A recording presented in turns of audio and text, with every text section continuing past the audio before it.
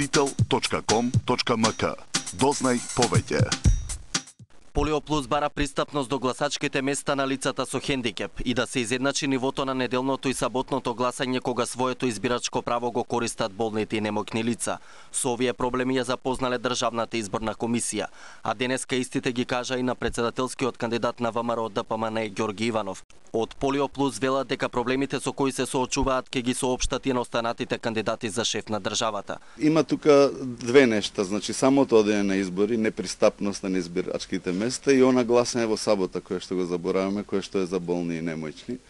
Ние сакаме тука малку повеќе ред да има, за да се изедначи нивото на гласање од сабота и недела, нели, да дојде исто, без обзир што се работи за немоćно лице.